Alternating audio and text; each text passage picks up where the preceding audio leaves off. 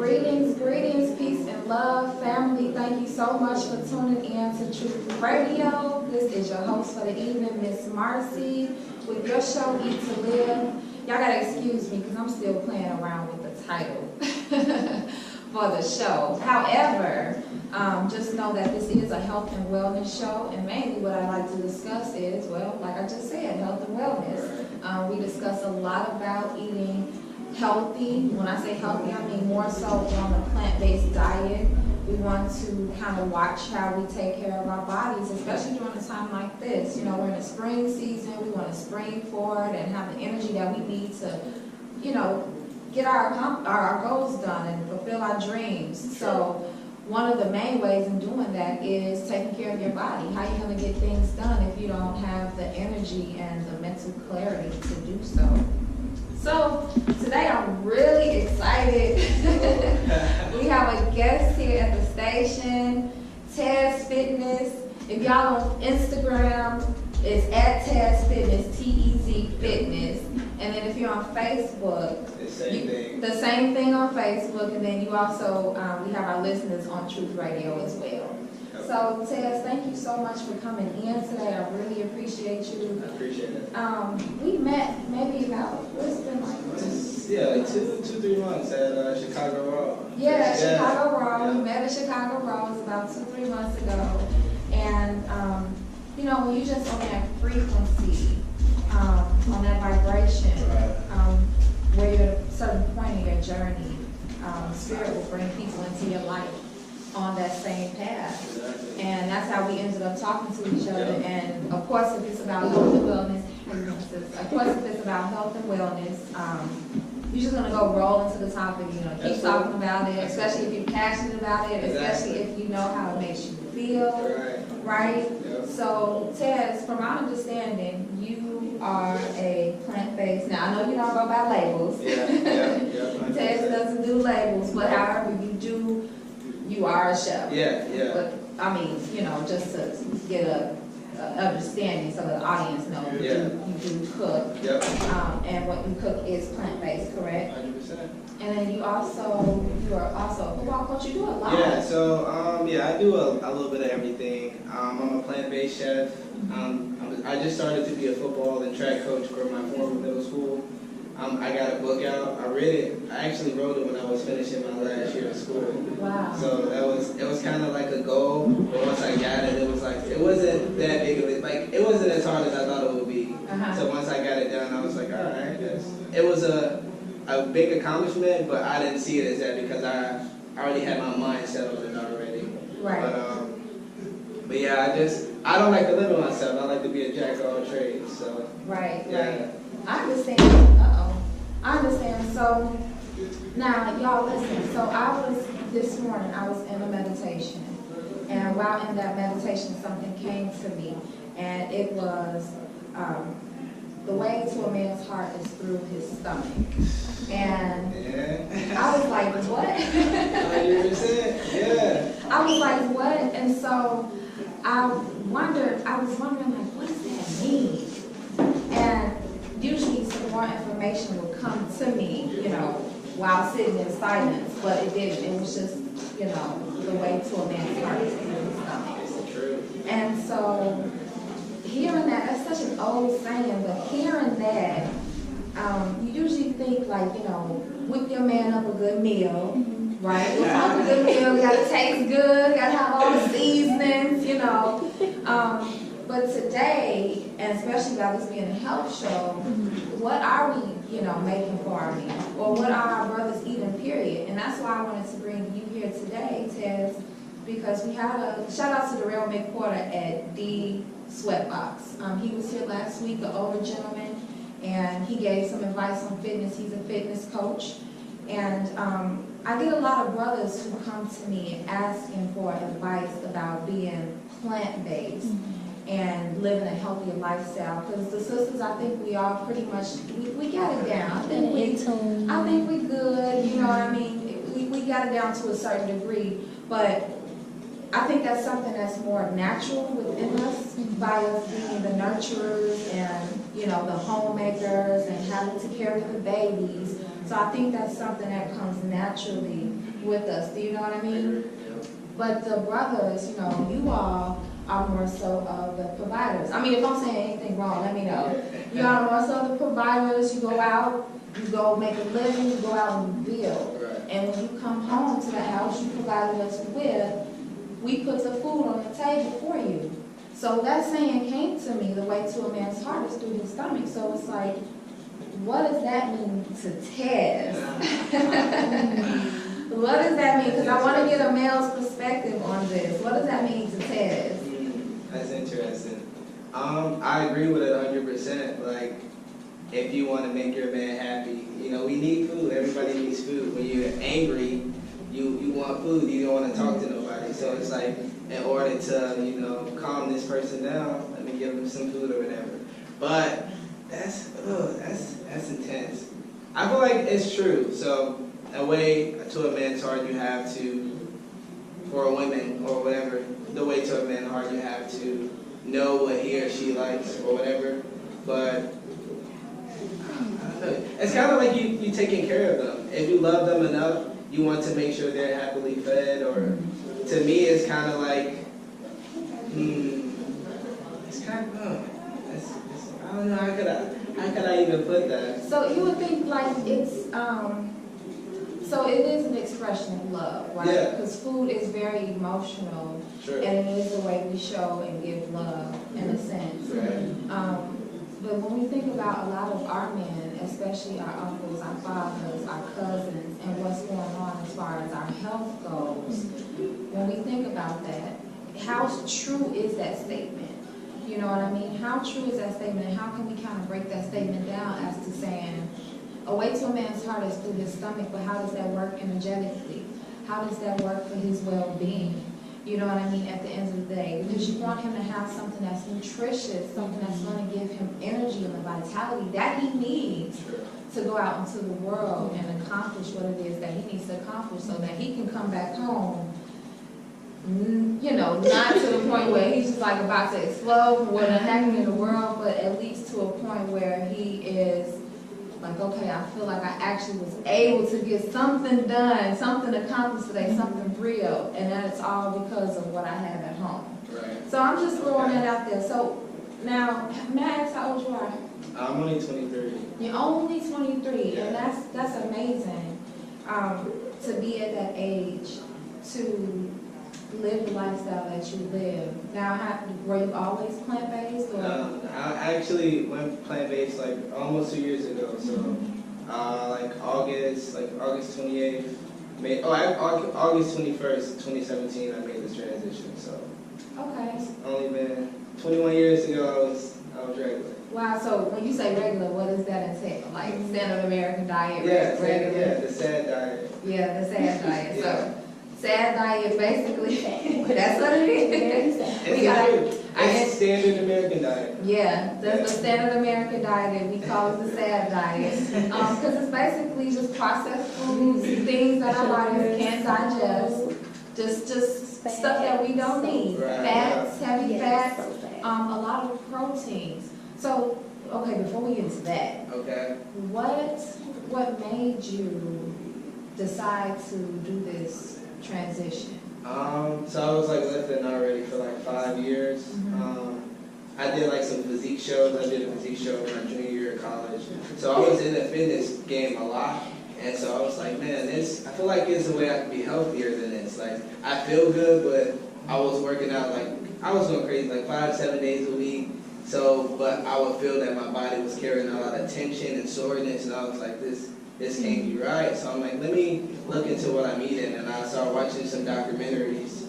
I watched like What the Hell, Cow Conspiracy, and I'm just like, damn, they've been lying to me my whole life. Like, so now I was like, all right, let me try this out. So I went plant-based for 2 weeks. The first week was hard, don't get me wrong. Like, I didn't know. I just went cold turkey. I cut everything out. Like, no meat, no dairy. I cut everything out. So it was like, all right, let's see what happens. So the first week was hard because I didn't know. I was eating salads for dinner. So I was like, I cannot live like that. Okay. Yeah, it was intense. But since I was already cooking, I was like, let me look up some recipes. So the second week was like, it was easier because now I knew what to make. Now I know the ins and outs. So then I was like, I noticed how I felt after those 2 weeks, and I was like, I'm gonna keep going. Like, Yeah, yeah. So you went cold turkey, but you were eating salads for dinner. So you were raw. oh yeah, 100%, yep. 100% raw. So how do you, now by you working out, do you still work out as much? Oh yeah, nah, I like to challenge myself, so I've been working out for so long, I can't do something rare. I can go knock 200 push-ups out like it's nothing because I've been doing it for so long. Mm-hmm. And in order for something to make you better, it has to be a challenge. So I'm always, it's not, I feel like I work out harder than I did in the past. Wow. Yeah. And why do you think that is? That's because I like challenging myself. I know what I did in the past. Challenge. Yeah, I know. All right, yeah, I did that before, so let's try to intensify it because I know once I intensify it, it's some greater going to be on the outside of that. So, Wow, wow. Yeah. So, okay, so this is amazing because a lot of, like I said, I get a lot of brothers who come to me, especially those who want to eat healthier, but then they also want to work out. Women, we like to work out when we do. Men are built a little bit differently, in my opinion. But there are some sisters that go hard, so don't get me wrong.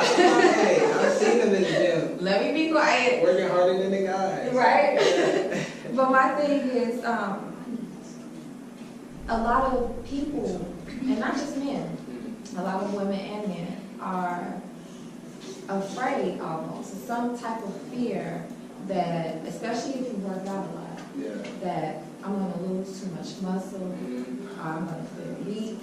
I've had brothers tell me before that I've done certain particular quote-unquote diets, although we like to say lifestyle, diet, whether doing all smoothies for a week or doing juices or transitioning from meat and processed foods and feeling like they were weak.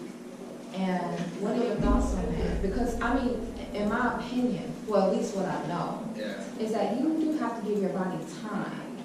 You have to rest and recovery, just like in fitness, right? It's very important, but just also with transitioning your diet, your body does go through a detox period. You have to allow it time to process all of what's been built up. So what do you have to say to that? Because I think it's amazing that you are still building, lifting the way that you are, and you're on a plant-based diet. How do you feel lifting the way that you do now on a plant-based diet compared to what you were doing before? I feel like the biggest thing I did was drop my ego when I lift, because I feel like a lot of guys do that. Wow. And they focus on looking big, and that's not really that's not the concept that I focus on. I'm more on being strong. I don't care if I look like I can lift 200 pounds. I want to be able to actually lift 200 pounds. Wow. Yeah. I've heard things like that, but I've never really actually heard it the way you just said it. I've heard a lot of males on Instagram. I'll read their stories and hear what they have to say, and they'll usually say things like they have more energy while doing it, but you said that you dropped your ego. And I don't know if people can really grasp that concept, because that is something very true. When you do let a lot of these things go, there is a shift in you, energetically and on a more spiritual level. For most, for some, where it's not really about what it was about prior to the transition. You know what I mean? So it really is it's a very humbling experience. Exactly. It has to be, because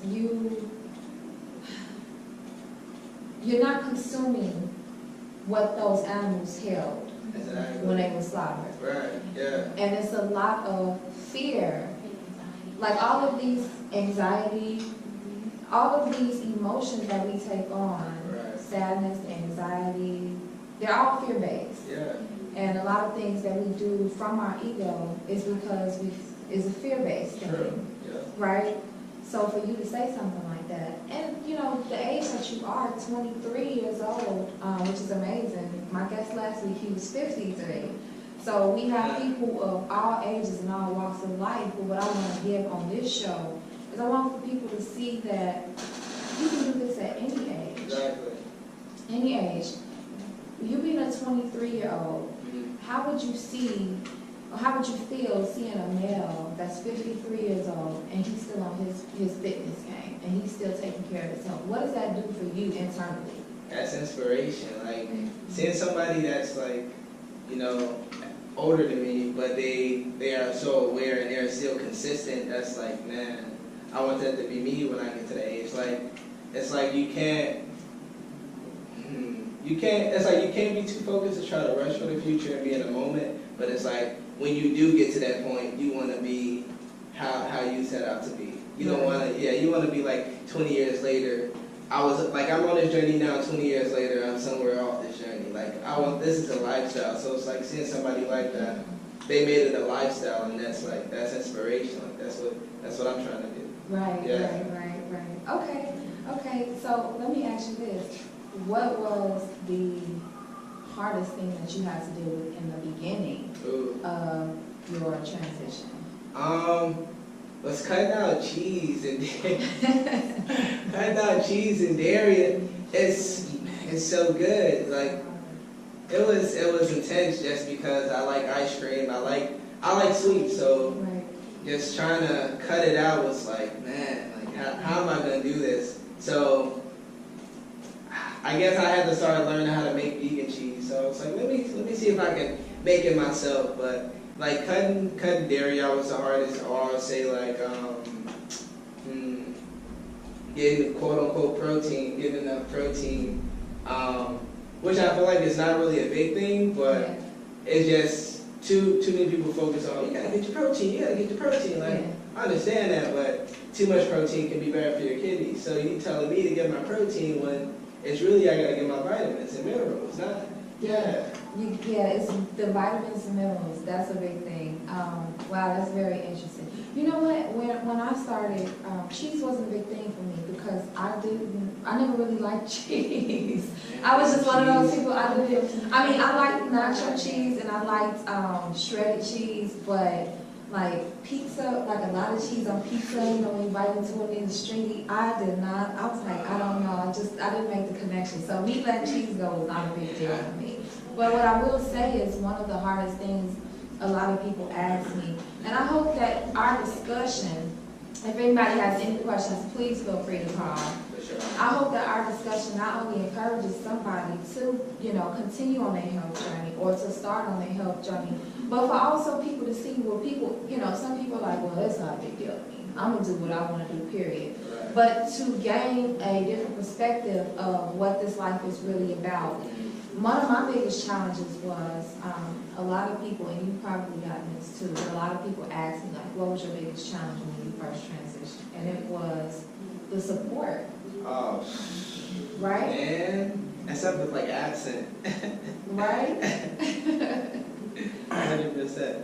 And it wasn't even like, you know, my family, they supported me, friends supported me, but support with understanding. Because like I said, your energy does shift, your frequency does shift. Sure. So you can have someone, I could be carnivore, I could be a meat eater, hardcore right now, and say, well, I love what you're doing, I support you, brother, you know, keep going, be rooting for you. Yeah. But it's a completely different story when it's like, I know what you're going through. And you say you want some pizza, but it's hard for cheese, I got a recipe for you, here you go. You know, let's eat it together. You know what I mean? It's a completely different thing, right? Yeah.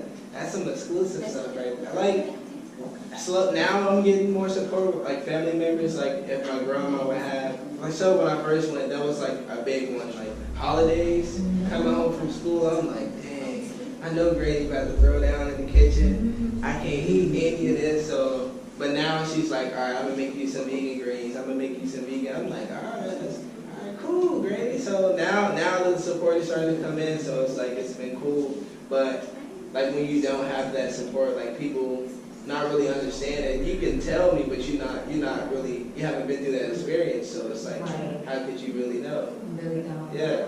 And it's very emotional. Do you agree? I agree. Yeah. It can be very emotional because you know, maybe times of loneliness, or times where you feel like people don't understand. Yeah. Times where your consciousness just shifts. You know, I really like to talk about things on an energetic level because we are energetic beings. So it's not just about food that we're talking about. It's about the energy in the food. It's about the frequency that shifts within you, or how your consciousness expands once you start to remove some of these things. It's about how all the old gunk that you put in, you know, when you were going through some emotional stuff in your life and you probably smoked or drank or ate cheesy pizza or just stuff, you know, potato chips, you know, just stuff that we weren't supposed to have. When your body starts to clean out, all that stuff starts to come up.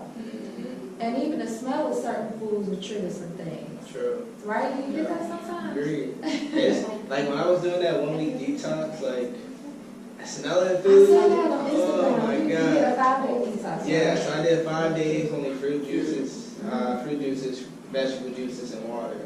Like the first day was hard just because I was smelling food non-stop. I'm like everywhere I go, someone's cooking something. So I'm like, all right, but it was a challenge. So I like challenges, like I said, but I knew it was gonna make me better. And then the main thing it taught me was to be intuitive with my eating. Like when I'm eating, listen to my body. Like if I'm 75% full, like give my body time to fully break down that food, because I can just slam food until I'm like stuffed. But it's like that taught me that, like, all right, you gotta slow down with your eating, chew your food, and then your body will tell you it's full, rather than like, I'm gonna eat this whole plate, and then now you stuff and you like, oh man. But like that 5 day, it was good because it just helped me be more aware of my food. But now I'm gonna add it in. Like one day I'm gonna not eat anything and just do the juices, because I know how important it is to give your stomach a break from some people eating all day long, like snacks or whatever. So it's like you gotta give your body some time to not break down food, because even when you're done eating, your body is still breaking down food hours later throughout the day. So that can be taking energy from you because you still gotta break down that food you ate. Right. It does take time. That is very important. Like if we ask the elder, like what is the one of the things that you would say for a long life, they would probably say laugh, dance, or do what you love, and a lot of them will also say eat less. Eat less. And I see your shirt, you have Dr. Sadie on your shirt, and he was, you know, a very big promoter on eating less, very big promoter on fasting. I will also encourage you all to look up Dr. Aris Latham. That's Dr. A-R-I-S Latham, Latham. And I was in Costco Viejo, Panama with this brother for a month about a year ago. And a lot of people don't know about him. And he's been a raw vegan for over 40 years. And he is a gourmet raw vegan chef, and he is absolutely amazing. That's the guy you sent me? On IG. He is, I believe Dr. Iris will be 73 years old this year. And he is still going, he is still in the kitchen, making raw, living foods and he's in the kitchen. So if you don't know what being a raw vegan is, some people still aren't really familiar with the term, or raw foods. It's consuming the foods in their natural state, not cooking them above 115 degrees, because like Dr. Ari says, is that the food was cooked by the sun. He says that the sun is the master chef. He's standing right, ain't you? The sun is the master chef. Once the seed is planted and the food grows and it's ready to harvest, it's ready to eat. You have to cook nothing. And I thought about that the other day, because I'm like, before man so-called invented fire, right, but the sun was here, okay? Right, before man, right, does it make sense? Before man invented fire, what were we eating? Before we so-called invented fire, what were we eating? Mother Nature is not stupid at all. I love to say, she hooked us up, they hooked us up before we got here. It's not difficult, it's not hard, life is not meant to be a struggle, right? Exactly.